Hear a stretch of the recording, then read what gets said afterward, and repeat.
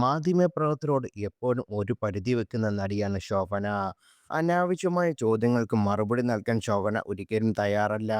തൻ്റെ ഫോട്ടോകൾ ഓൺലൈൻ മീഡിയകൾ അനുവാദമില്ലാതെ എടുക്കുന്നതിനെതിരെ അടുത്തിടെ ശോഭന സംസാരിക്കുകയുണ്ടായിരുന്നു. ഇന്റർവ്യൂവിലെ ചോദ്യങ്ങൾ സ്വകാര്യതയിലേക്ക് കടന്നു വരാതിരിക്കാനും ശോഭന ശ്രദ്ധിക്കാറുണ്ട്.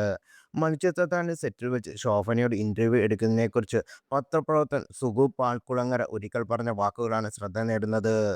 കത്തിച്ചോദ്യങ്ങൾ നിന്ന് നമുക്ക് എഴുതാൻ എന്തെങ്കിലും കിട്ടൂ. കാരണം പത്രപ്രവർത്തകർക്ക് എഴുതാൻ എന്തെങ്കിലും വേണം.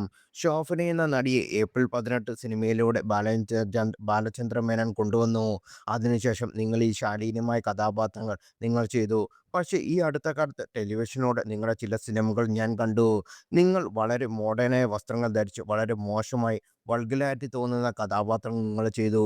അത് ശരിയാണോ? മലയാളികൾ കണ്ടാൽ അത് അംഗീകരിക്കുമോ എന്നൊക്കെ ഞാൻ ചോദിച്ചു.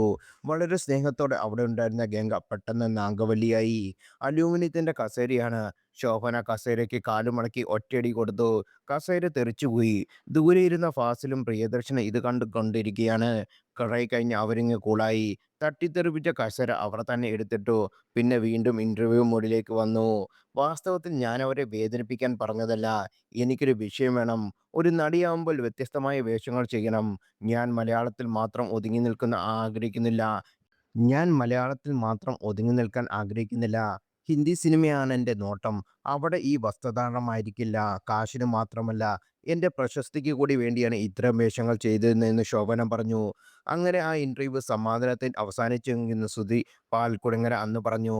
മുമ്പൊരിക്കൽ മാസ്റ്റർ ബിൻ യൂട്യൂബ് ചാനലിൽ സംസാരിക്കുകയായിരുന്നു അദ്ദേഹം.